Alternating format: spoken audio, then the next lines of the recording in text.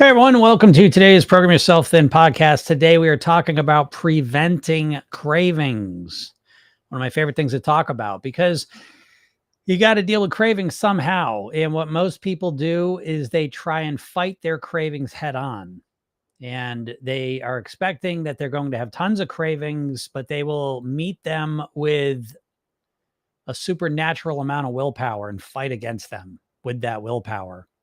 And as you may have already figured out, this plan doesn't work very well. When you have tried to fight against your cravings, how's it gone? How does it go ultimately? If you're like most of us, you'll lose that battle. You're not going to win that battle. Once the cravings kick off, it's basically just set your watch to how long it's going to be until you give in to them. So the alternative to fighting them, which is really the diet mindset, right? The diet mindset is you're going to have all these cravings and it's your job to fight against them. The alternative to that, though, is that you work to prevent cravings.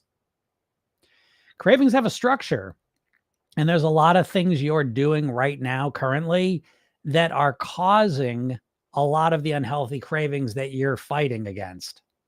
And rather than fight against them, you'd be much better off to prevent them. As they say, an ounce of prevention is worth a pound of cure, which I like to change up to an ounce of prevention is worth a pound of willpower. So the more you learn how to prevent cravings, the less willpower you need to fight against them.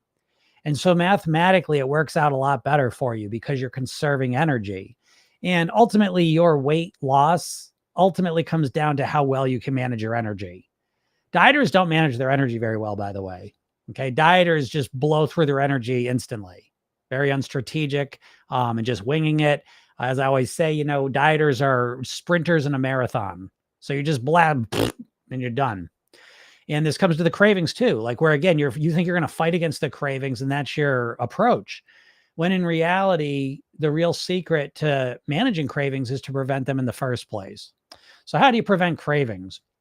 Well, there's a number of ways. So the first thing, I'm going to go into detail with it, but again, I just want to remind you that this all starts with a different paradigm of a different mindset so that you start thinking in general, yeah, let me think about the cravings that I deal with in my life, right? What are the cravings you have? Everyone's got unique cravings. You may have cravings for ice cream every night at 9:00. Someone else might have cravings for pizza, every night at 5:00, whatever. Everyone's got different cravings for different things. Okay. Which implies that everyone is doing different things to create those cravings. So how do you create a craving? Let's dive into it a little bit, because once you understand what's going on behind the scenes with the cravings, you'll have more ability to prevent them. Okay. So there's a number of factors that lead to cravings. And I always think it's basically break everything down to mindset, lifestyle, and eating. So the way that you think, the way that you live, and the way that you eat are directly responsible for the cravings that you're experiencing, right? Most of them anyways, okay? And so by shifting your mindset and the way you think about things, by shifting your lifestyle, the way you're living, and certainly by changing the way that you're eating is your most effective way to actually reduce unhealthy cravings. And so that's what's going to make it a lot easier for you moving forward. But again, it's a systematic, holistic approach. And what we're looking at mindset wise, let's start with that. And again, we could deep dive in all this. Program Yourself, then we deep dive into all this, but I'm going to give you kind of an overview so you get a sense of what I'm talking about. But when it comes to mindset and cravings, one of the first things you need to deal with is what you're saying to yourself all the time, right? How do you talk to yourself, right? We all talk to ourselves. It's called your internal dialogue. We're constantly talking to ourselves 24 hours a day. Now, what's interesting is that your internal dialogue, your subconscious mind has been programmed by the food companies your entire life, meaning you have been exposed to tens of millions of food ads in your life. So the way you talk to yourself, the way that you think about food, especially unhealthy, hyper addictive, hyper palatable food, is you think about it in a way that generates cravings. Think about it. Every ad you see is tweaking up the way you think about it so that you crave it and desire it more. And you start to internalize that and think about those foods in that way. So in a very general way, what we want to do to start getting a handle on the cravings is to start thinking differently. And again, understanding your mind's helpful to do this. I'll give you one little example. Dieting is really built around the idea that you're going to fixate on the thing you're going to stop eating, right? Keto is an example of this. You're going to fixate on carbs and not eating them. Unfortunately, your subconscious mind doesn't understand negatives. For example, if I tell you not to think about what I'm about to say, get your willpower together and don't think about a banana. Don't think about a banana. Don't think about a banana, right? What are you thinking about? You're thinking about a banana. So every time you go on a diet, you're subconsciously fixating and focusing on the exact thing you want to consume less of. So subconsciously, every time you go on a diet, it literally cranks up the cravings for the exact food you're trying to dial down. It makes it much harder. Okay. So that's just one little example. Other things are to start focusing on what you want to eat, to start talking to yourself differently, to learn more about these foods so you think about them in a different way. Okay, that's mindset. Next thing is lifestyle, and this one's enormous. This is probably the biggest piece of all of them. Your lifestyle and Program Yourself Thin, we have 8 habits we look at for lifestyle in order of importance: sleeping, hydration, relaxation, breathing, nourishment, movement, meditation, gratitude. Okay. And so the first 4 or 5 are real. They're all important, but the first 4 or 5 are really important for your cravings. You sleep like crap tonight, you're going to wake up tomorrow most likely having a lot more unhealthy cravings for unhealthy foods. You get a good night of sleep, you're more likely to think clearer, have more energy, and have less cravings for unhealthy foods. Okay. Hydration. Your body a lot of times is misinterpreting a thirst signal for a hunger signal. So if you're dehydrated, you're probably going to be hungrier and then crave unhealthier foods. If you're stressed out, intense, and not breathing, you're probably going to start craving unhealthier foods. If you're not nourishing your body and giving your body the nutrients it desires, your body's going to send you the signal to eat because we need nutrients, which is going to cause more cravings for you, and on and on. So again, the more you start to clean up your lifestyle, the less cravings you experience and the easier it becomes to eat well. And finally is the eating piece. As you start to optimize your eating, one of the first things you can do is you start to reduce the sugar, the processed foods, the chemicals, the fat, the salt. As you begin to reduce those and you start to add more whole natural foods into your body, your cravings start to go down because you're giving your body what it truly needs and desires, and you start to reduce all of those substances, and that tends to reduce the cravings for them, right? So it's just like a substance. You reduce that substance, the cravings tend to go down a bit as well. So again, this is just an overview, but I want to, again, I'm not telling you all the details of it. That takes a little bit more, time and effort here. But what I want you to start doing is to think about your cravings in a more holistic way. Don't just fight against them. And that's what you've been doing. You're trying to fight head first at these cravings, and it just doesn't work well. And so as you start getting more strategic about preventing them, that's the secret sauce. Because once you cut your cravings down by 20, 30, 40, 50%, it's so much easier to eat well and hence lose the weight. So I hope this helps you out. If you want some support with this, you can click the link in my bio, go to programyourselfthin.com, get the free hypnosis session I give you, watch the training I made for you. Got a bunch of cool stuff. We get the Circle app coming. Like I said, that'll be ready to go this week. I was working on it today. I'm going to have that ready to go, and I'll have some cool stuff in there for you, all for free. Okay. So go check that out. And if you have any questions, feel free to ask them. Nara says, sprinters in a marathon. Dude, you're coming for my neck. Yes, that's my new metaphor. I love that so much. Thought of it the other day, and I have never really had a thought of anything that describes dieters as much as the idea that dieting is basically being in a marathon race, right? You're in the Boston Marathon, you signed up for it at the starting line, and your strategy, you're going to sprint. You're going to beat everyone out the gate. You're going to run as fast as you possibly can. And for the first, quarter mile, you're going to be in first by a mile. You're going to be killing everyone, right? You're just going to be way out ahead and winning the race for the first, eighth of a mile or whatever. You can only keep it up. And then you're just going to pass out and collapse and not even finish the race, right? That's dieting in a nutshell. So I love that example, though. It's one of my favorites. I've begun using that, and I will use it forever now and forevermore, I think. Yeah, X says, so true, Jim. When I give my body the right foods, the craving's gone. Yeah, exactly. And even if the cravings don't go completely, again, it's not about completely eliminating cravings. I don't know if you can do that in this environment, okay? But you don't have to either. Again, we're looking for statistical improvement, not perfection. I can't stress this enough. You do not need to be perfect to lose weight. Holy shit. You need to be perfect to lose weight as fast as possible. I'll give you that. But you do not need to be perfect in order to lose weight. You can just be better. You can be better. And when you get better, you will lose weight. All right. So yeah, if anyone's any questions, it's a funny week. 4th of July on Friday. I like it. I like it. Noodle Horse says, I do like ice cream at night. Yeah, a lot of people do. Right. Becomes the routine, right? It's the reward routine you do at night, right? You worked hard all day, you get to have some ice cream or cookies or whatever it is, whatever it is. But for a lot of people, that nighttime snacking routine is really kind of the reward they dangle out in front of them all day long, and it's a huge part of how they get through their lives and get through the day. It's got a lot of emotional weight to it, is what I'm saying. It's more than just a good tasting, ice cream or good tasting habit. There's a lot more to it. Right? And he's Bounding says, thanks for the content. You are welcome. Thanks for watching the content. Drop the CLIH routine. I don't know what that means. Let's see. What's up, Don? How's it going? HR says that was perfect. Yep. I will write this down. You don't need to be perfect to lose weight. You need to be perfect to lose weight fast. Yes. You can write that down.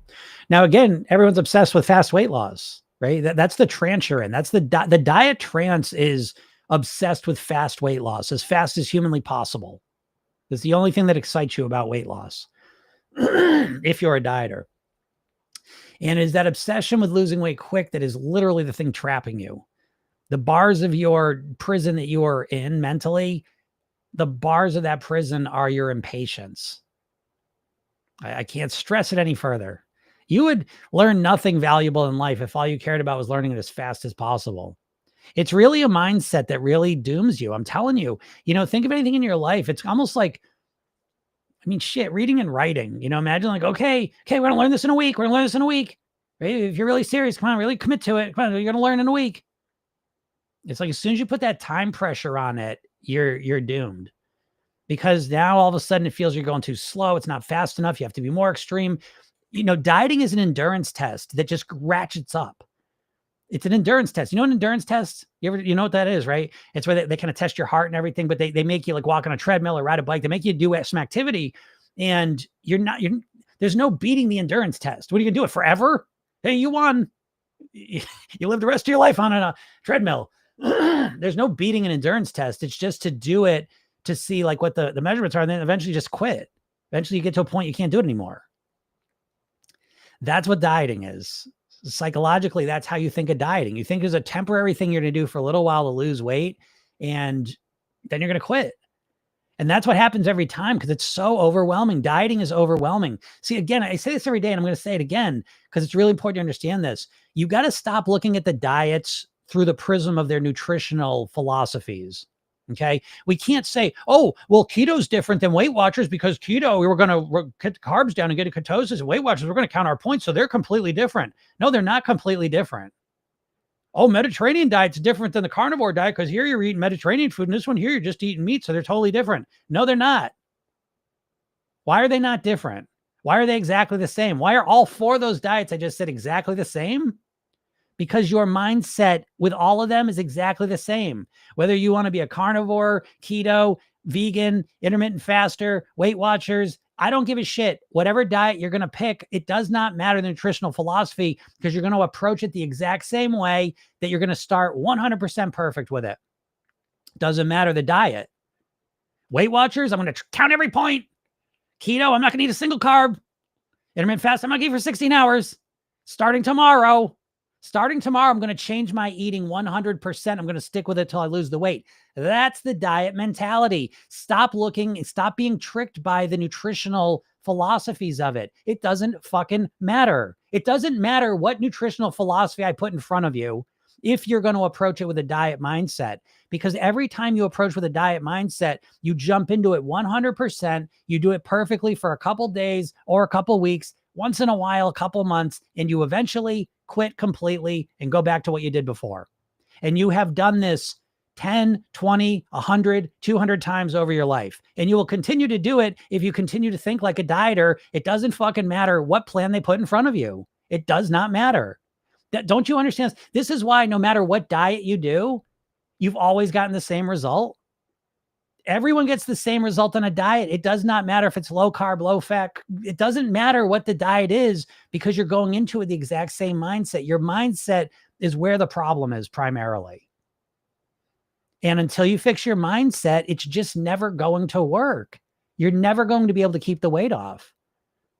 So dieting is bullshit, folks. The diet industry is a branch of the food industry. Do you understand this? The diet industry is not built to help you live at your goal weight. It's built to give you some shenanigans and take your money while you want to lose weight, and then get you back to eating the foods that they sell all the time. You may not believe me, but here we go. Weight Watchers was owned by Heinz. Jenny Craig was owned by Nestle. Atkins Food Products is owned by the same company that owns Onions, Pretzels, and Cinnabon. Slim Fast is owned by the same company that owns Ben & Jerry's ice cream. These companies do not want you to eat healthy for the rest of your life and be thin and happy.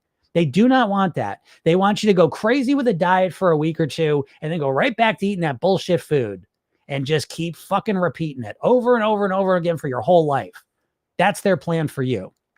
And they know how to do it, because the food industry is a branch of the cigarette industry. Yes, the cigarette companies own all the big food companies, which own all the diets.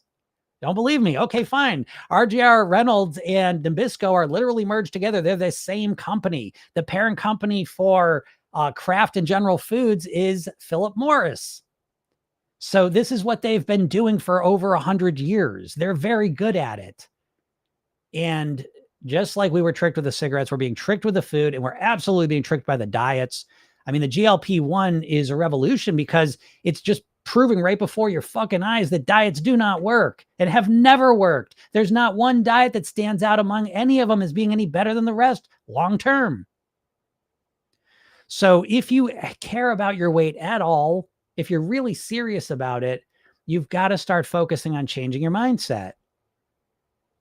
And once you do, it's not rocket science. It's not that hard. It really isn't. I watch people do it every day in my program. It's really not.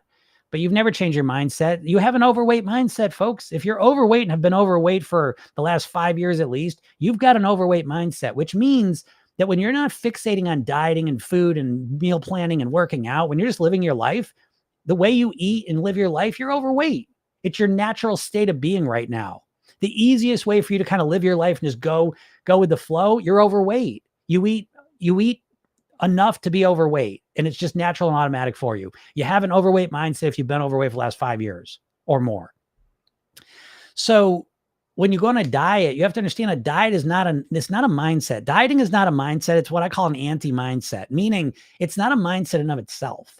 It basically just says, okay, here's my normal, natural, overweight mindset. Now I'm going on a diet. The anti-mindset is I just keep saying no. Well, let's have some pizza. No. Let's have some cookies. No. Let's have some carbs. No. Let's eat now. It's 8 o'clock in the morning. No. No. And you know yourself down in an ideal situation on a diet. You know yourself down to your goal weight.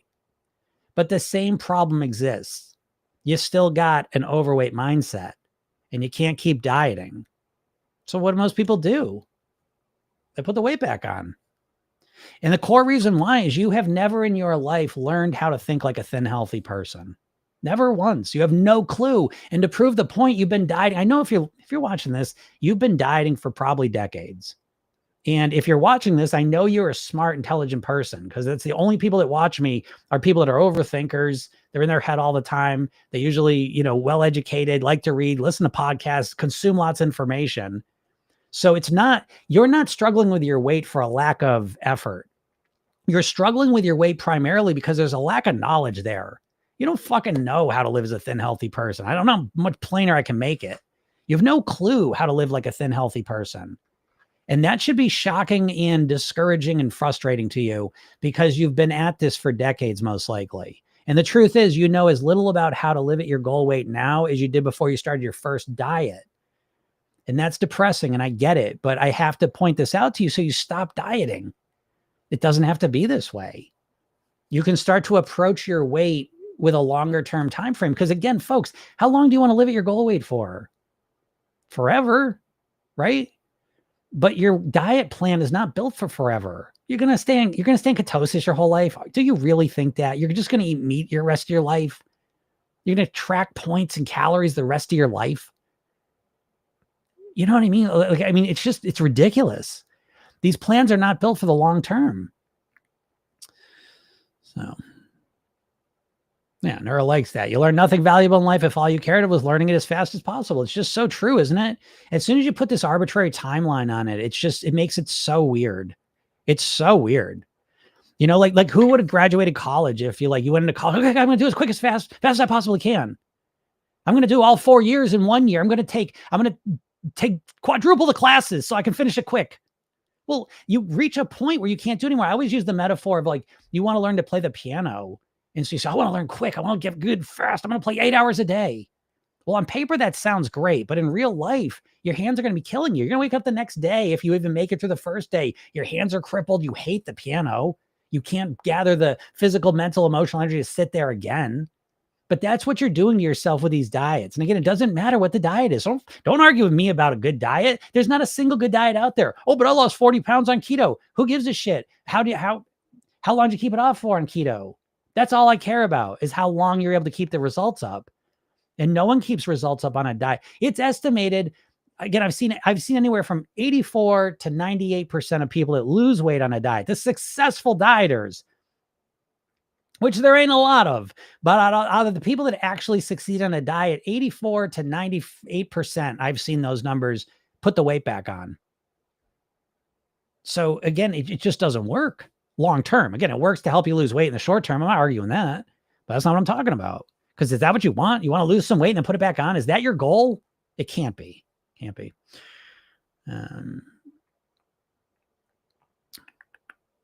It says, thank you for going real. Well, you're welcome. Yes, I keep it real. I take the no bullshit oath. So I get on here and, I'm beholden to no one. So I can just say what I want to say. And I think a lot of things need to be said. I mean, we're living in a bullshit world somewhat.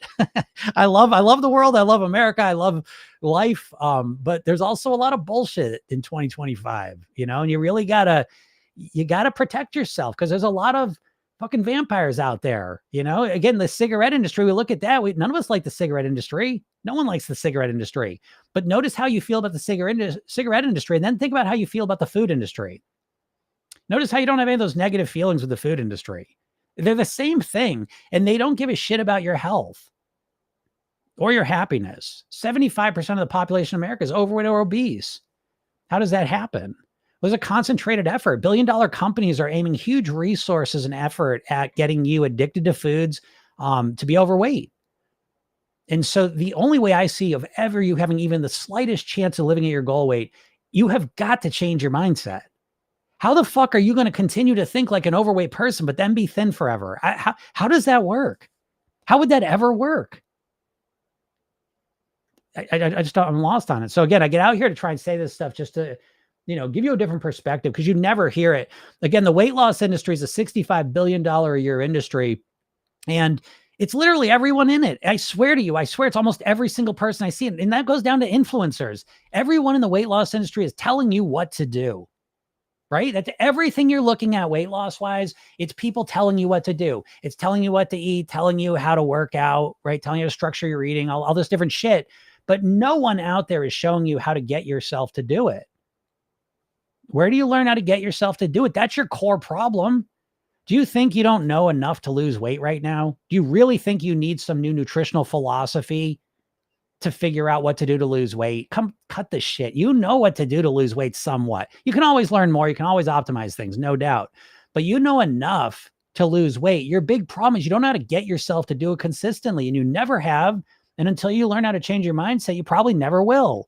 So it's just going to be a fool's errand forever, where you're going to repeat the same cycle you've repeated so many times before, where you get really upset about your weight. You say, that's it. I'm going to commit to it. I'm going to change everything. You jump into whatever plan you jump into, full force, both feet in, 100% perfect, all or nothing. Let's do it. And you do it for a little while perfectly, and then you stop doing it at all. And maybe you do it for a couple days, maybe you do it for a couple weeks, once in a while do it for a couple months. And then you always go back to your default setting. And so if this is your situation, again, and you want to change it, and click the link in my bio, go to Program Yourself Thin, get the free hypnosis session I give you. Watch the video I made for you. It's a 20-minute video that just lays out a completely different paradigm of how to influence your weight. And that's why I say, like, if you're even remotely serious about your weight, why wouldn't you want to learn that? I don't know. Like, I give this stuff away for free, and I got even more stuff coming, like the Circle app. It's really cool. It's so exciting. And I get so many fun things happen in the background with that. And that's where I'm going to give you a bunch of free shit. And maybe I'll give it, I was thinking, I got to find it, but I have a cookout training and session I did. I'm going to throw that up there today. So that'll be in there for my clients. So it'll be in there. I'll put that in there today. But yeah, if you're not part of my, my world yet, go, become part of it. It's free. You're nothing to lose. Mina, I'll just say Mina. I can't read the last part. How do you fix your mindset? Because I know that's why I can't do this. Yeah. How do you fix your mindset? You don't really fix your mindset. You create a new mindset. Okay. So it would kind of be like, well, it's not exactly like this, but it's like, well, if you want to learn to play the piano, it's like, you're not going to fix your mindset to be a piano player. You're going to learn how to play the piano. Does that make sense? So in Program Yourself, then the whole program is built around the goal weight pyramid. And the goal weight pyramid is simply your mindset, lifestyle, and eating, right? And I do the pyramid thing because the mindset's the most important. It's the foundation, then lifestyle, then eating. And so in the mindset piece, we break it down into 6 categories, which again, this is crucial. You're asking an important question because again, you'll hear buzzwords now. People say, well, yeah, I gotta change my mindset. I gotta change my lifestyle. And they'll say these words, but if you really reflect on it, most likely you don't really have much literal detail of what that means. Like, what's it mean? How are you going to change your mindset? What's a mindset? Right? At best, you might have Carol Dweck growth fixed mindset stuff, right? But to me, it's like in Program Yourself, then the mindset is 6 specific categories, right? How do you motivate yourself? Do you know how to motivate yourself? Like, genuinely, do you really know how to motivate yourself and keep yourself motivated? You ever learned how to do that? So that's the first thing we do in the program. Next thing is your self-image and identity. How do you identify? If you identify as an overweight person, which you do if you've been overweight for a long time, how do you shift that, change that? So in Program Yourself, then that's one of the first things we do. Who do you want to be? What's the best version of you? What's the self-image you want to have in your life? We go through that training. Then we go through habits. How do you change your habits strategically in a neuroscientifically backed way? Do you have any clue? Most likely not. Because most likely the way you deal with your habits is you just fight against them with willpower. Emotions. Do you know how to deal with your emotions? Do you know how to feel the emotions you want to feel? Do you know how to deal with the shitty emotions you don't want to feel without food? Probably not, because in this culture, we've been trained and conditioned to use food as our main emotional management strategy tool. So we learn how to deal with emotions genuinely. Next, we go through thinking. How to think like a thin, healthy person, the nuts and bolts, what questions to ask, literally, what words to use, what phrases to use, how to think like a thin, healthy person. Do you know how to think like a thin, healthy person? I'm trying to be a jerk, but you probably have no clue how to do that. And then finally is maintenance. Do you know how to maintain? And not only maintain once you get to your goal weight, how do you maintain from day 1 to day 2? How do you maintain when life gives you all sorts of stress?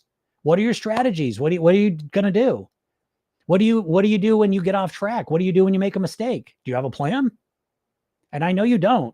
And again, I'm not picking on you, but I'm just trying to reveal that all of your diet thinking overall your life has been like one little band of it. It's just about what to do. And you've never learned how to get yourself to do it. And I hope this is really eye-opening for you, because the reason I'm here every day, Monday through Friday. I've been doing this for almost 3 years now. And I think I'm up to almost 600 episodes. Okay. Every Monday through Friday, I'm here at noon Eastern. Why? This is a mission for me. Okay. Yes, I have a program. I'm a coach. Okay. I've got my whole business outside. This is literally like my dharma. I do this as a mission, because for me, my father died when he's 54 of a heart attack. So for me, weight is life and death. And I do genuinely care. I want you to live as long as you possibly can. And maybe even more important than that is I want you to live as happily in the best quality life you can possibly live. I want you to live the most enjoyable life you can. And I don't think you can do that when you're constantly upset and thinking about your weight. I don't think it's possible. I don't think you're any better of a person if you're overweight or less weight. I don't think your weight defines you as a person. But I do think that if you're unhappy with your weight, it becomes a real anchor in your life. It's constantly pulling you down. So for you to be the person you want to be, to live as long as you can and to live the quality of life that you truly deserve, I believe you have got to get your weight and your health under control. You've got to get your mindset, lifestyle, and eating under control. How else could you live the best quality of life you could possibly live? So again, what I'm alluding to is in Program Yourself Thin, we take your weight loss, we wrap it in personal development. Another key difference from dieting. It's so much more than just the number on the scale or the size of the clothes or what you look like. It's really about who you are, how you're living, how you're thinking, what you're doing day in and day out. And those are the things that really make the impact in your life, because those are the things that affect your relationships, your work, your personal life. Whatever's important to you in your life is directly impacted by your energy, by your mindset, by the emotions you feel regularly. And when you start to get control of your weight and your eating and your health, all of those things get better. Your life gets better. And so for me, that's why it's so important. So again, the mindset piece, that's the 6 categories I take you through. Again, in Program Yourself, then there's 3 main components. The first one is knowing what to do. And that's the goal weight blueprints, right? So again, I literally take you through step by step the questions to help you design the mindset, lifestyle, and eating patterns that are customized to you that allow you to live as a thin, healthy person. And it becomes a blueprint you can follow for the rest of your life. And you can tweak it and adapt as you get better and improve and grow and evolve. But it becomes a plan that tells you what to do, that's built around you. The next step is the Program Yourself Thin technique of learning how to get yourself to do it. So this is a 60-second self-hypnosis exercise you use at night. And it's a real simple way. It's built for a beginner. It's really easy, but it's a way to program your mind, to train your subconscious mind to do all the things that you want to do and to get yourself to do them. And then finally, as a support system where get hypnosis sessions every day for 8 weeks. They get bookended ones. So every morning you get a 5-minute hypnosis session. It's always a different one, but every day you relax, you calm down, start your day grounded, centered, calm, hearing all this good stuff in your head. And then at night you get a 10-minute session. And each week you get one of those. So you listen to that one repeatedly, but that one's got a core weight loss mantra in it. And so you kind of bookend your days with these, and it becomes, kind of this little cocoon where all this work you're doing seeps deep into your subconscious mind. So again, I don't care if you get it or not. I'm not here to sell the program. I'm here just to point out what's possible, what's out there, because most likely what you've been thinking about when it comes to weight loss is dieting. There's none of those things I just mentioned in your diet.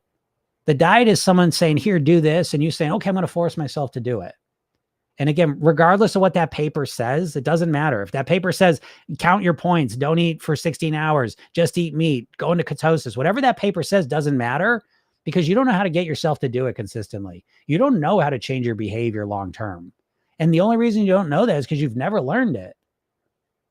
Once you learn it, it's kind of obvious, right? There's a real system to making this happen. So. Yeah, Rose says, why am I losing inches but not on the scale? I don't go to gym. That's strange. I don't know. That's unusual. Usually if you're going to the gym, you can kind of reshape your body a bit. But if you're losing inches, the scale's staying the same, you're losing inches and nothing else is changing physically, that's a good question. And I don't know. There must be something happening, but yeah. Are you doing something different? You start a new job? Are you moving more? What's going on there? Maybe you're doing something physically more. User 676, do you take issue with people that take GLP-1 for suppress appetite? No, I take no issue with it. I have plenty of people in the program that are on GLP-1s. Doesn't matter. I'm not a big fan of GLP-1s. I think that, if you want to get in the program on them, that's fine. Because I have plenty of people do that. They say, well, I just want this to help me with the cravings while I get the mindset piece down. Yeah, it's fine. I think that's smart. But again, ideally, if you're on the fence, should I do Program Yourself Thin or GLP-1? I think 1000% you should Program Yourself Thin. Program Yourself Thin is superior. There's no question about it. How could it not be? Right? Because, we're talking about, the GLP-1s, first thing you got to understand is GLP-1s, you get 16 months of weight loss and then you stabilize. That's what the studies have shown. All the studies from all the different GLP-1s, they show about 16 months of weight loss and then you stabilize. And that's the weight you're going to be at forever. So if you're morbidly obese, if you're very obese, you will probably continue to be overweight, slightly obese for the rest of your life, most likely. But, again, everyone gets different. So that's one thing to keep in mind. But okay, let's just say you get down to your goal weight. Now you're on this medicine for the rest of your life. You haven't learned to shift your mindset. You haven't changed your lifestyle. You've been forced to change your eating because of this medicine. And with Program Yourself Thin, you think differently. You understand how to run your mind. You upgrade your motivation, your self-image. You know how to influence your habits. You know how to deal with your emotions more effectively. You know how to think differently. You know how to maintain. You start shifting your lifestyle so you have more energy, more calm, more balanced moods. Your eating starts to not just be less, but starts to transform into becoming healthier as well. And on top of it, at the end of the day, you've got a customized system and plan for the rest of your life to live at your goal weight. And if you get off track, you have plans and strategies to use to get back on track.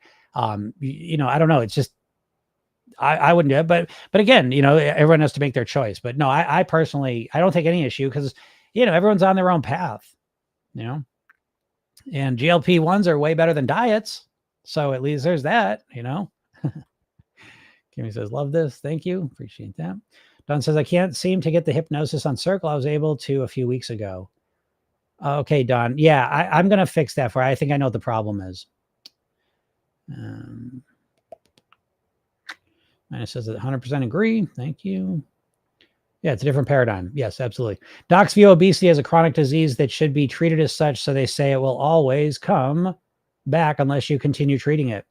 No, I know doctors will say that because doctors don't know anything about weight loss. So there you go. They don't. I mean, you all have doctors. You've all gone to the doctors. They've all said the same thing. You should think about losing some weight. Well, how? Eat better and exercise. Thanks, doc. That's not going to help me at all. Doctors have, unless a doctor's really personally interested in it and studies it on their own, doctors never get training on weight loss. No one has any, I would say, and here I go. I want to apologize for sounding conceited here, but I believe that I can help you live at your goal weight more than any person on the planet. And I stand in stark contrast to the idea and the paradigm of doctors that this is a chronic disease that you have to treat forever. I don't believe that. Why don't I believe that? Well, you may why would you believe that, Jim? What are you talking about? Because Program Yourself Thin has been entirely designed around people that have lost weight and kept it off long term. Over 30 years ago, I was 50 pounds heavier, and I started learning neurolinguistic programming. And NLP is basically the science of role modeling. You find people are getting the results you want, and you figure out how they did it and model them. Okay. And so I learned NLP, and I was like, holy shit. Okay. And for the first time in my life, I didn't ask people that were struggling with their weight how to lose weight. I went and found people that had lost weight and kept it off for at least 2 years. Now, I'll give you a little trick. Most of them were at the why. A lot of them were at the why. Why? Because their lifestyle had changed to incorporate the why as part of it. And when I began speaking with these people, it became obvious as day how different they were thinking, and the strategies they were using were completely different than the dieting ones. So we know people lose weight for good every year. Are we studying them? Are we modeling them? Or are we obsessed with people that can't keep the weight off and how they're not able to do it? So we come up with these ideas of, oh yeah, it's a weight set point. Oh, it's the leptin signal. It wants their body to go back up to the other weight. Yeah, maybe if you don't change your mindset and your lifestyle and your eating, if you just drastically cut your calories down and exercise, maybe, yeah, you'll go right back. But if you transform yourself from the inside out thoroughly, mindset, lifestyle, and eating, you can live at your goal weight forever. I watch it every day. This is what I do for a living. I've been at the same weight for 30 years. I won blip 13 years ago and I put 25 pounds on and took it off. So I have such a robust system. I could never go back to my overweight self. I'm going to say never. I guess anything's possible. Okay. But this chronic disease model is fucking bullshit. Now, listen, if someone has no idea how to influence their mindset, lifestyle, and eating strategically, yeah, they've got no chance in hell. Sure, it may present as a disease. It is not a disease. I don't buy into that model. Not one bit. Not one bit. So, fuck doctors. I mean, I love doctors. I love doctors. My arm breaks, great. You know what I mean? I get certain diagnosis, I'm right to the doctor. When it comes to a doctor telling me how to nourish myself or how to manage my weight, they don't know shit. Even the obesity doctors don't know shit because listen, the medical paradigm is built around interventions, surgeries, medicines. The Western medicine is not built around dealing with the core problem. The Western medicine is built around treating the symptom. That's why the main thing you see pushed out here is GLP-1s and surgery. That's what the medical establishment puts out there. So anyways,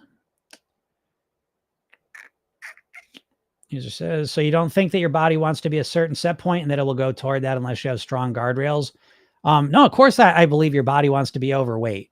All of our bodies want to be overweight. Listen, folks, we evolved in a food scarce environment over millions of years. So your entire brain is primarily focused on getting food into your body. Food consumption has been the primary focus of humans our entire existence on Earth. And so we've evolved to have these brains that can see. There's a thing called spontaneous voracity, right? We could eat a whole meal and see more food that shows up, and we could get hungry again and eat all of it. So yeah, all of our brain and our biochemistry is wants us to eat because we've evolved in food scarce environments where there wasn't enough calories. So anytime you could eat more, it was beneficial for your survival. We all have inherited that mindset in this biology.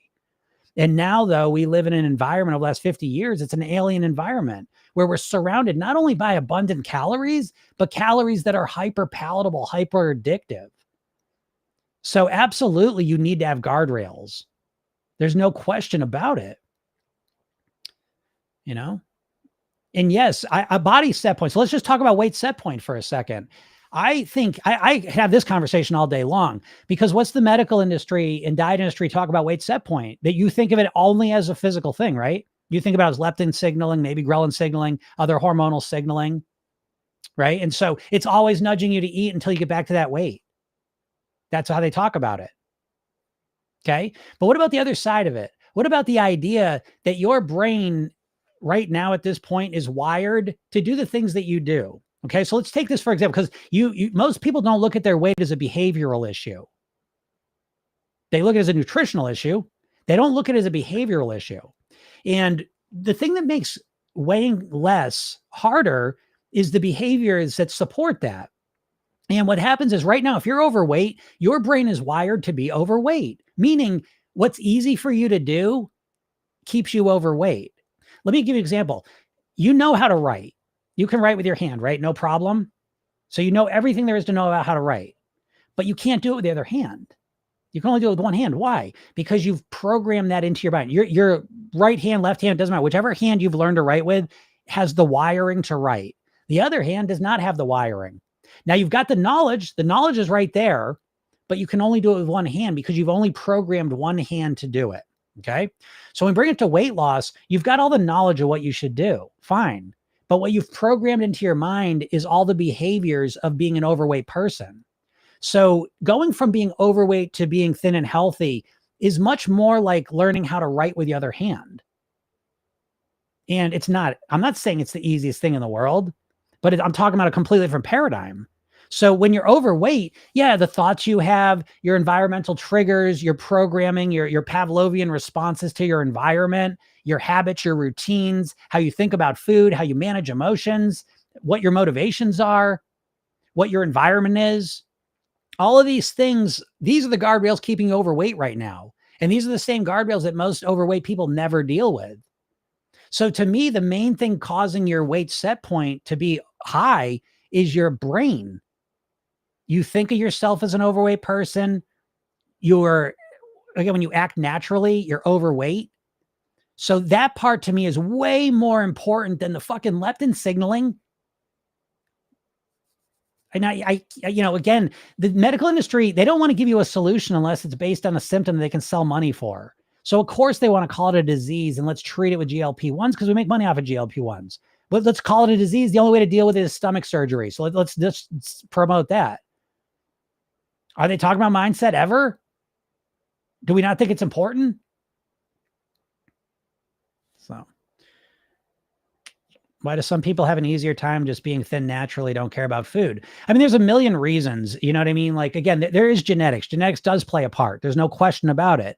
The primary factor, in my opinion, though, again, it's nature, nurture, right?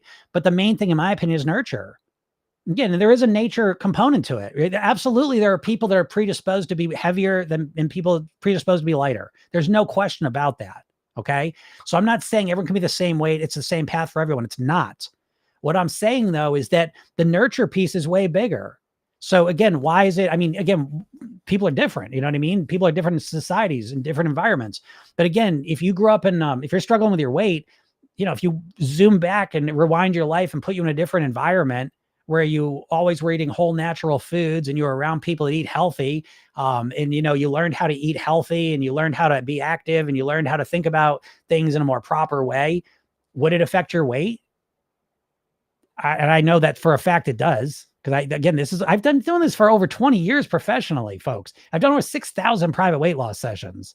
I'm not just making this shit up, right? I've made it up and I've tested it, and I test it constantly. So again, I'm not saying everyone can weigh the same amount, by the way. I'm not saying everyone can get to the normal range of a BMI chart, but I'm saying everyone can get their weight down in a more comfortable, easier way than they've ever thought about. You just need a more holistic strategy, and dieting's not it. Ernest food brain and never struggle with weight.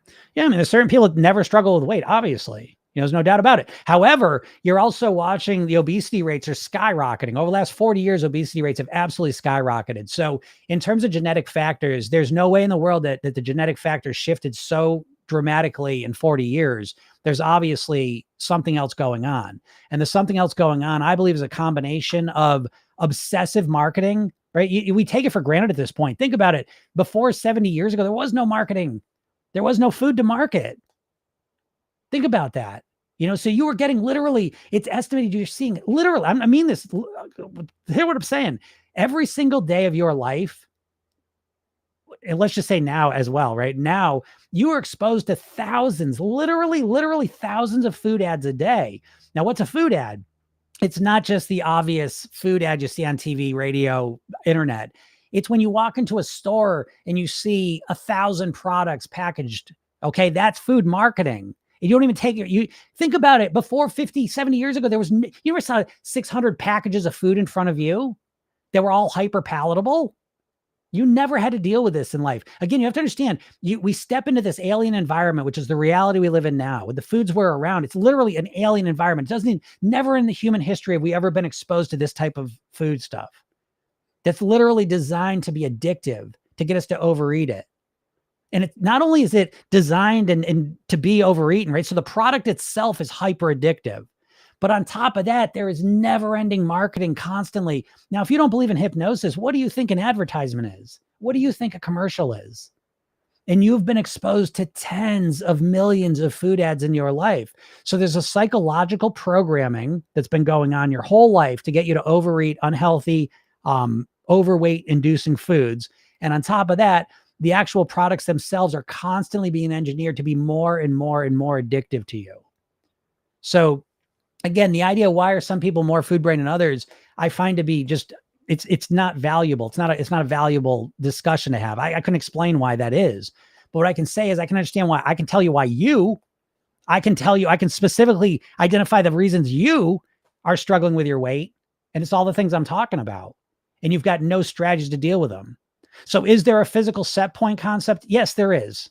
There is. It seems like there absolutely is. Is it something that dictates you have to be overweight now? Absolutely not, because there are way too many people that are losing weight. Again, it may be again, those are dieters, but people that lose weight, there's people losing weight and keeping it off for the rest of their lives, millions of them every year.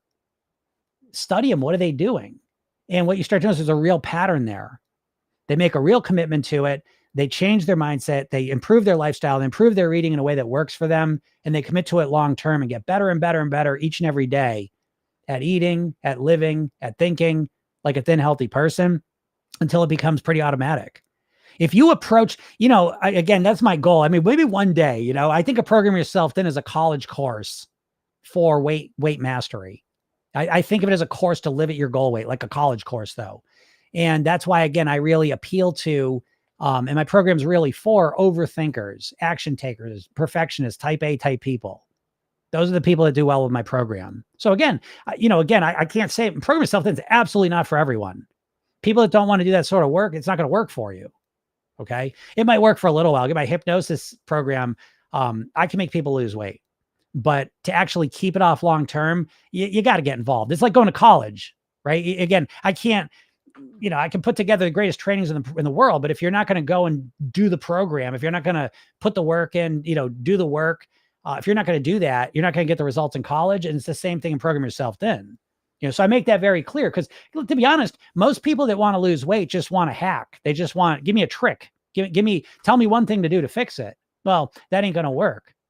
You need to make a real commitment. Most dieters aren't willing to make a real commitment to it, to be honest.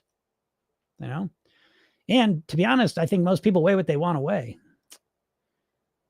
Use a 676. Do you think people should lose enough to be normal based on BMI? Tons of people are overweight, but have good health and take care of themselves. Yeah, that's a great point. No, the BMI chart is flawed to the extreme. Okay. However, I think the BMI chart has some value as a data point when you're looking to figure your goal weight. So I think it's a reference point. I think it's important to understand that if you are, a person of color, if you're short, if you're a bodybuilder, there's situations where the BMI chart is not accurate for you. Okay. If you're a middle-aged white guy, it's great. It's very accurate. Okay. Because that's what it was built around. So it's flawed. Again, I'm not going to argue that. And I think you're totally right as well, that people in the overweight category oftentimes are healthy or healthier sometimes, but there seems to be no health difference between normal weight and overweight statistically. Now you start getting obesity, right? You start getting the obese category. Now the health thing starts showing up. So there absolutely seems to be a correlation between the obese category above and health issues. That's when the type 2 diabetes starts showing up. The hypertension, just different things start showing up. And then underweight as well. You start getting some health issues. So normal weight to overweight, the health seems very similar. And so now it just becomes what your personal choice is. And that's what I don't like about the BMI chart, because it has a bias towards normal weight.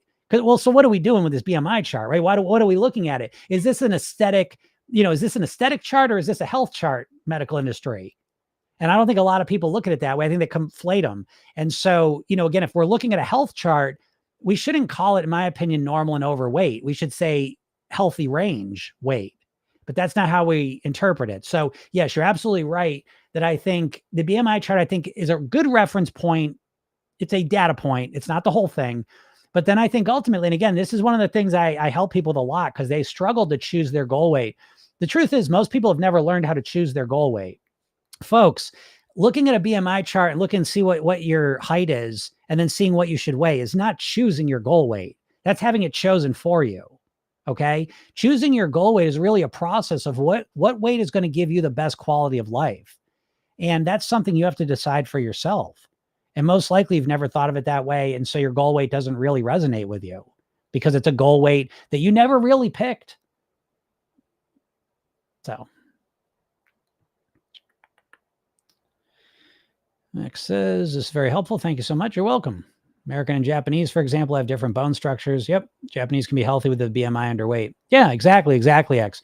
So again, the BMI chart is not the end all be all. I do think that it's a decent reference point to get a sense where you want to be.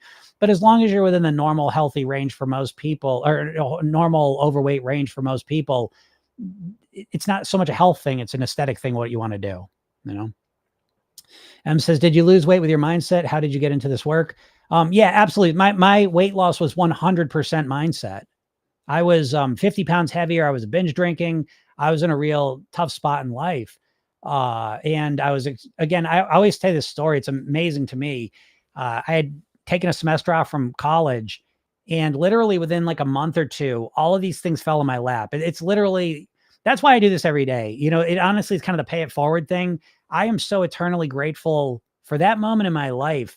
I was so lost, and like literally through no fault of my own, hypnosis falls in my lap, NLP, neuro-linguistic programming, falls in my lap, yoga, meditation, guitar, martial arts, playing guitar. Did I just say that?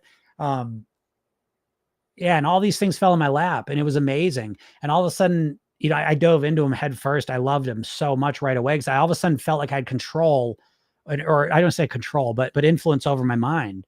And once I had influence over my mind, I knew I could change my weight. And it was all mindset work for me. I mean, it was strategy too. I always think of like mastering your weight comes down to mindset and strategy. You need to have the right mindset. You need to have the right strategies. And that's what I'm obsessed with. And it's been over 30 years now of me really constantly optimizing my mindset and always optimizing my strategies. And that's what I teach in Program Yourself Thin. And, initially I learned that kind of this concepts like NLP is the role model, the science of role modeling. And then I went and found people who are getting the results I wanted. And I would talk to them, really learn from them, dive in deep with how they changed, what made that change, how they thought about it, how they've set their lives up, how they eat, how they approach food. I just, like a little sponge, I wanted to know everything they did. And as I learned what they did, it became very obvious what I could do to get the same results. And it wasn't dieting. I make the point. I remember in my life growing up, pretty much my whole life, he was there. He was kind of a friend of the family, and he was a great guy. His name was Mark. And he was a comedian, and he was just a great, I like the guy a lot, but he was over 400 pounds, always, really big his whole life. And the reason I mention him is because he probably taught me more about diets than anyone. He was on a different diet like every other week. I mean, he spent so much money too. I mean, this guy, he would buy literally any weight loss plan that someone offered him. And every time I'd see him, and I saw him pretty regularly, I'd say, what's going on? He'd tell me like, oh, this time I'm doing this, and now I'm going to do this, and every time it was something different. And so he taught me more about diets than anyone. He never ended up losing any weight. Ended the last 20 years of his life and ended in a wheelchair. He's in a wheelchair all the time. So for me, it was such a dramatic, and to be honest, a lot of people I was raised around struggled with weight. I mean, my dad died at 54 of a heart attack. He was obese, it was very directly weight related. And so I was surrounded, and I was Greek, everything's about food there. So it was jarring though, to see the difference between how Mark thought about weight loss through his diets and never succeeded, was always, very, very overweight. And then when I started speaking with people that actually created change and had it stick, it stuck with them. And it was night and day. And that was really the beginning. That was the foundation for me personally. That's how I started getting into it. And so, I dropped 50 pounds, but my life transformed. It wasn't just weight loss. You understand? It was really this transformation of who I was. That's why I say, for me, Program Yourself Thin's weight loss wrapped in personal development. Because for me, it was more like, I think of it as like it was personal development. I became this different version of myself, and my weight was different as that version of me. So I don't know if that makes sense, because it wasn't primarily about the weight. It was more about who I wanted to be. And the weight was a piece of that. That shift is very important, folks. Trying to make the weight the only thing that matters or the main thing. I know it feels like that should be enough, but it's not. I mean, what do you think? You're not really motivated to lose weight. If you're overweight and have been for a while, I will almost guarantee you, I've never seen, no one's ever proven me wrong on this, but I'm sure there's a situation out there where I'm wrong. But I've never seen personally someone who's overweight that was truly motivated to live at their goal weight that didn't get results. So again, you have to understand, right? I do this professionally. And again, I got my program and stuff, but for years I was a coach, and it costs a lot of money to work with me. And so it's like people would come to me and they're apathetic, right? They're discouraged. They're frustrated. They can't get themselves started. They don't know what to do to lose weight. And then we start working together and they start losing weight. And that's this pattern over and over and over and over again. And I do the same thing with my people in the program. And so again, when you have a systematic approach that makes sense, it's not that difficult. It's really not. I'm not saying it's the easiest thing either. Okay. Please understand. I equate this to like college. I mean, it's a long-term commitment to figure this out. But once you figure it out, you got it. Just like college, you put those, 2, 4, 8 years, however long you choose to do it, into getting a degree and getting that expertise. And, you start where you start, and you just systematically keep working on it until you get to where you want to be. And so it's the same thing with the weight, but you all have never thought of it that way. You know what I mean? And then he says, I lost 12 and now it's all back because I've been traveling this summer.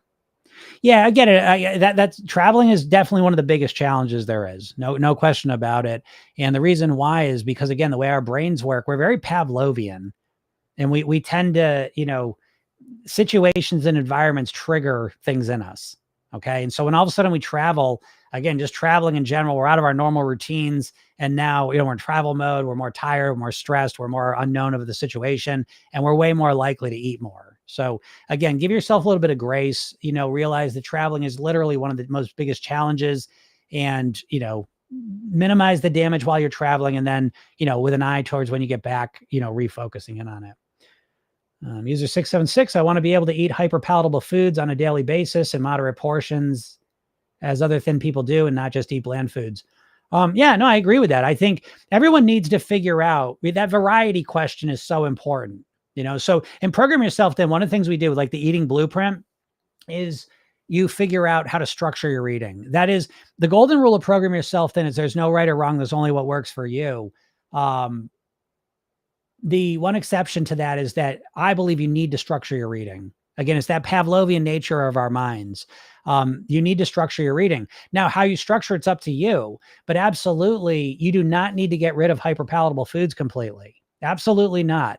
In Program Yourself Thin, we have clean and pleasure days, clean and pleasure meals, right? As a concept. And it's exactly for that reason. How do we structure it so that I'm getting the enjoyment and the variety of the hyperpalatable food? But how do I balance it so that I'm also getting the clean foods that support my health, happiness, and the weight that I want to be at? And where's the sweet spot where I can have the ratios that make me happy and be at the weight I want to be at? So again, user 676, that's a great, I like what you're saying. I like how you're thinking. That's a great question. That's a great concept to start focusing on. Most likely though, you're just saying that as a wish and a dream. There's no real plan to figure out what you just said. And in Program Yourself Thin, we systematically figure that out. Because again, I don't give up anything, folks. There's no food that I can't eat or don't eat that I like. That being said, I very much structure my eating. So right now, today's a Wednesday. It's a clean day for me. Now, does that mean I'm always clean on a Wednesday? No, I might, Wednesday, I don't know, some party might pop off on a Wednesday and all of a sudden I'm there and I'm drinking wine. I'm eating more bullshit than I normally would. That can happen too. But a typical Wednesday for me is pretty low key. I'm working, doing my normal stuff. So I usually eat pretty clean, but I'll still have a little bit of hyperpal. I might have some chocolate tonight. Maybe I'll have some ice cream tonight. I don't know. But I might have something, but the core of what I'm eating today is very clean, nourishing, healthy food. And that's how I eat. The core of what I'm eating Monday through Friday is really focused in on clean, nourishing, healthy food. On the weekends, it's more dialed more towards the pleasure foods. And I have figured out the exact ratios and ways of eating that make me happy and keep me at the weight I want to be at. And it's very strategic and very structured. Anyone can do that. It's not rocket science. Believe it. I joke around. Again, I don't think I'm a dummy, but I'm not a rocket scientist. This isn't like, it's just not that complicated. The hard part, again, I always joke, I'm a hypnotist. So I always thought when I was training to do hypnosis that I was going to hypnotize people to lose weight and help them. And what I've really come to realize is more of my work is dehypnotizing people, pulling people out of trance. Folks, you're all in a food trance. People talk about food noise. Food noise is basically food hypnosis. What do you think food noise is exactly? Do you think that any part of food noise might be the tens of millions of food ads you've seen in your life whispering in your ear? Is that possible? That's even a fraction of it. What you've been programmed to do is very hypnotic. I'll leave that alone. But yeah, again, getting structure on your reading and doing it in a strategic way that works for you is one of the foundations of the program. Rachika, am I saying that right? How's it going?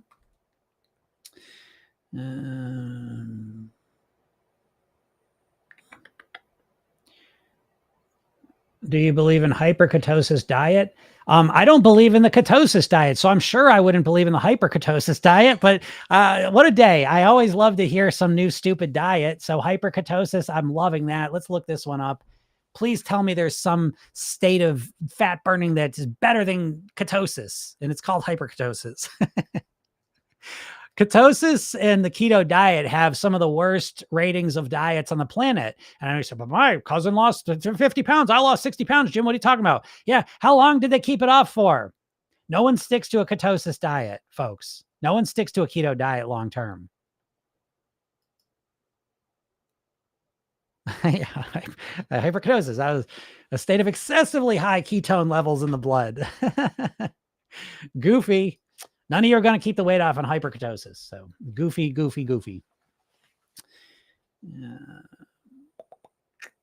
And he says it's all about how bad you want it. That's not true. It's also about your strategy. You could want it as much as possible, but if you have a shitty strategy, you won't stick with it. You'll overwhelm yourself and you'll run out of steam. So it's not just about how bad you want it. That's an important piece. Don't get me wrong. Motivation is very important, and how you think about it and how motivated you are, it absolutely matters. But I'm as motivated as anyone on the planet to be at my goal weight. But if all of a sudden, you changed my lifestyle and eating on me, I would struggle to be at my goal weight. I need all the pieces there. And just wanting it enough is bullshit. That is the just do it bullshit, no pain, no gain, diet bullshit, fucking message you've been getting your whole life. And it's not true. It is not true. And it sets you up for failure. So I couldn't disagree with that more. M says, what are your top 3 mindset tips or quotes to remind yourself on this journey? Oh my God, top 3.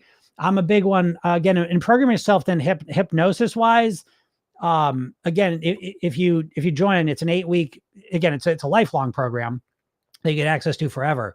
But one component of the program is the goal weight hypnosis system. And it's an 8-week system where you get morning hypnosis sessions and there's night hypnosis sessions, but you get a total of 67 sessions with different mantras in them. Because I'm a big believer in mantras. That's how we think. Okay. And so what are the big 3? I could never come up with just the top 3, but I'll give you the 3 that'll come to my mind first. Number 1, nothing tastes as good as thin and healthy feels. That's probably my number 1 by a mile. I think that all the time, constantly, because I find it to be absolutely true. Absolutely true. Nothing to me, nothing tastes as good as it feels to be the person I want to be, to weigh what I want to weigh, to have the health and lifestyle I want to have. Nothing even comes close to it taste wise. Okay, so that's first one. What else? There's no failure, only feedback. I like that a lot. That's one I think about a lot. Again, I got a million of them, so I'm trying to pick the one that I'm think that I use the most. No failure, only feedback's really big because you're going to make mistakes. Again, dieting gives you this fairy tale idea that you're going to start your diet, be perfect with it, get to your goal weight, be perfect with it forever, ever more. That's not true. You'll start your diet, you'll make mistakes, and you'll need to get back on track. You do not need to be perfect to lose weight. You need to be better. And that's another kind of philosophy thing I say is 1% better a day. That's a core program yourself in philosophy. And the idea is that instead of trying to get 100% better in one day, which is what dieters do, we look to get 1% better each and every day. And the magic of that is that over a year, you're not 365% better. You are literally 3,569% better because of the effects of compounding interest. Because every day you get 1% better, you get 1% better on the 1% better you were the day before. You see what I mean? And so it compounds at a rate that your brain doesn't really understand, but that shows up in life being really powerful. And I'll drive that home with one of my favorite quotes, number 4, which is that most people overestimate how much weight they can lose in a month and underestimate how much weight they can lose in a year. And I think that's another core one. Again, I could go on and on. I am a library of quotes and mantras because I've literally programmed myself in that. And I have quotes and mantras for literally every situation. That's what I do. And program yourself then.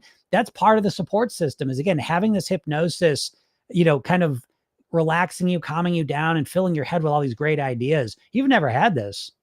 This is the number 1 hypnosis program on the planet. I don't sell it by itself simply because I don't value weight loss over living at your goal weight. And so, yes, I could literally make anyone lose weight. I did this. Last year, I sold the hypnosis program on its own. Sold a bunch of them, got a bunch of positive feedback on it. But what I didn't like about it is I know it's not going to keep people at their goal weight unless they get the full program. So I stopped doing that.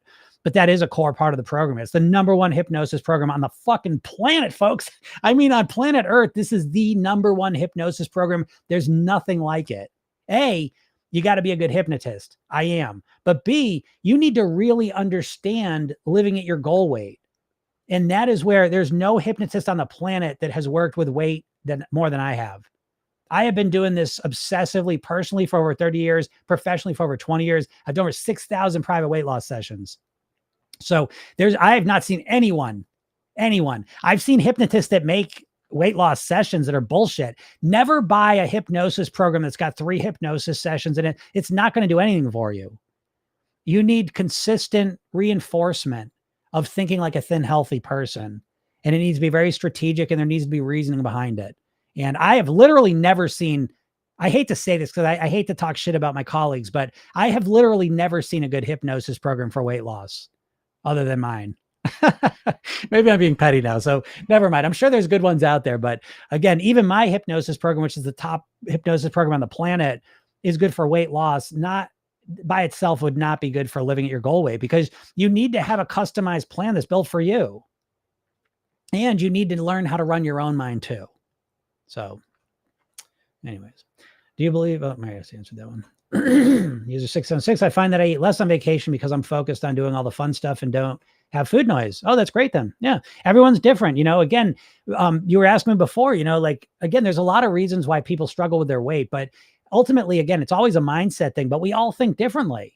That's another reason why dieting doesn't work, because dieting is really a one size fits all plan, right? I mean, according to diets, everyone's supposed to be keto. Everyone's supposed to be Weight Watchers. Everyone's supposed to count their points, right? It's always like the same plan for everyone. That's never true. We're all such unique individual beings that we need to figure out who we are and what works for us. Again, in Program Yourself Thin, you're creating a one size fits one plan because everyone's so different. One person goes on vacation and they want to eat everything. One person goes on vacation and they eat great. So again, different paths for each person, but we learn from each of those,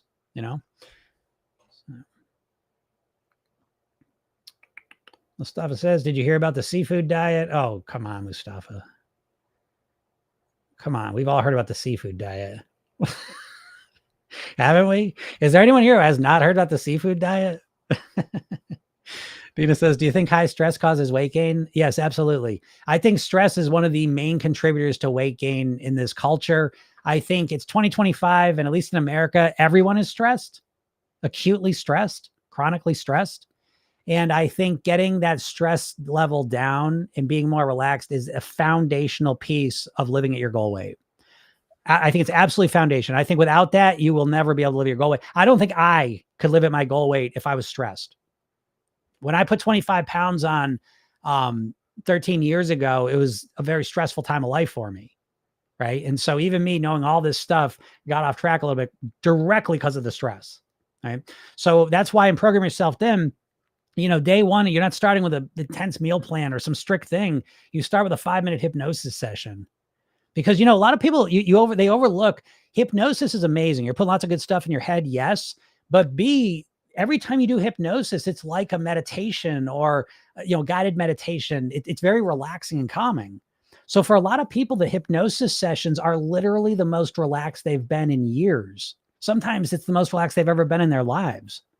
So imagine your life, just imagine not even learning anything new, like just you as you are now, but I dial up the relaxation in you. I reduce the stress in you. So you relax your body. You breathe a little bit deeper. You ground yourself. Do it now. I mean, ground yourself, center yourself, relax. Let the tension go for a second. And the second you do this, you become a different version of yourself. Literally, you literally think differently. You activate a different nervous system, right? You got a sympathetic nervous system and a parasympathetic nervous system. Your sympathetic nervous system, your fight, flight, or freeze response. And most of us are in a constant fight, flight, or freeze response constantly. We're constantly being triggered in this society environment. And so we're in this chronic state of stress. And when you're in a chronic state of stress, you crave on you have higher cravings for unhealthier foods. You have less ability to stop yourself. You have less perspective and connection to your goals and awareness of what you're doing.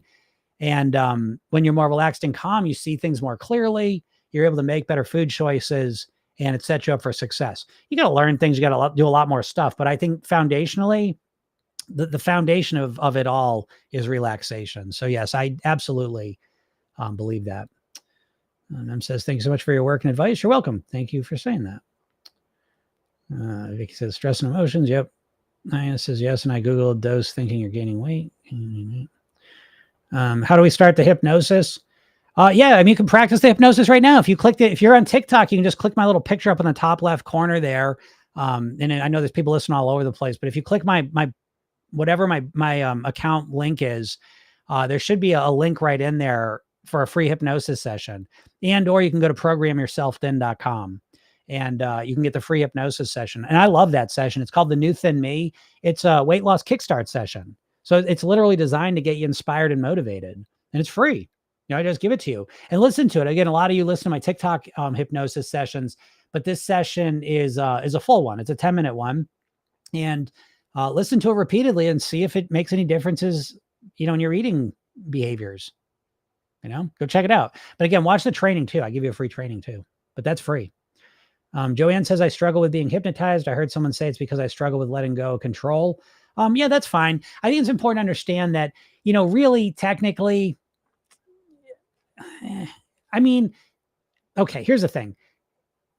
True hypnosis is you come and work with me. You know what I mean? Like, I don't work with people this way anymore, but when I first started, I had a hypnosis office. So being hypnotized is going and working with another person and letting yourself go into hypnosis. So yeah, a lot of people can struggle with letting go in that context. Fair enough. With Program Yourself Thin, what happens is the hypnosis sessions you're listening to, you don't need to go into a deep state of trance. They're very much like guided meditations. I mean, the experience of it, you're relaxing, calming down, turning your attention inwards. So the experience is very much like guided meditation, but the suggestions being given are very hypnotic. They're designed to seep into your subconscious mind. You do not need to be in a deep state of trance. Folks, you all go into hypnosis constantly. Joanne, you go into hypnosis constantly. Every time you watch a show you like or a movie, you are in a state of hypnosis. Hypnosis is not being unaware of what's going on. It's being in a calm, relaxed, focused state. And when you're watching TV shows, when you're watching a movie, that's the state you're in. And so in that state, those ideas are seeping down to your subconscious mind. You do not need to be in some somnambulistic state of trance in order for those suggestions to be effective. So just so you know. Yeah, you're not passing out. You're still aware of everything that's going on. And that's what it is. MS279 says, I listened to a couple of times to one of your TikToks. Funny, I'm noticing a change in my eating. Yeah, that's how it goes. I can change your eating, folks. Listen, anyone can change your eating. I mean, all the ads you see are hypnosis sessions for food. All the food ads you see are hypnosis sessions to get you to overeat. So you're absolutely hypnotizable. You're absolutely influenced by it. And so, just like those commercials can influence you to overeat, if you listen to my sessions, I'll influence you to make healthier food choices and eat just the right amount. It's not rocket science. It's just that most people don't understand this process. So again, yeah, watch my videos, especially the hypnosis ones. And I think I got like a whole, especially on TikTok, I got a whole category of like hypnosis videos. Listen to them, check them out. But again, make sure you go get the full hypnosis session, because if the videos are kind of like a little appetizer, the session I give you is the full session. Go listen to that. I bet you'll notice even more changes. Cool. All right, I want to get out of here. Thanks so much. Really great questions. I really appreciate all the questions, all the comments, and for all the nice things you all say. I appreciate that. That's why I do it. I am literally here to help you all out. So please, I'm here every Monday through Friday, usually around noon Eastern. And whatever questions you have, I am happy to answer them for you. I will literally coach you to help you master your weight. That is my service to you. It's my gift to you. I'm happy to do it. And again, if you're not in my world, click the link in my bio, go to Program Yourself Thin, get the free hypnosis session I give you, watch the training I made for you.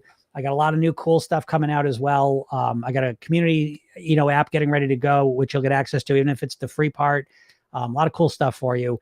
And again, I'm here for you every day. And if you missed this and you like listening to them, it's also a podcast called Program Yourself Thin. You can find it on any of the podcast platforms. Go search for it. You'll find it and listen to it. Again, I'm using hypnotic techniques in this podcast too. So just by listening to this podcast, you're most likely going to notice yourself making healthier choices, and the weight may start to magically come off just by listening to the podcast. I've heard many times this is what happens. So if you start turning this into a habit, don't be surprised if you start losing weight. And if you're really serious, go join the program.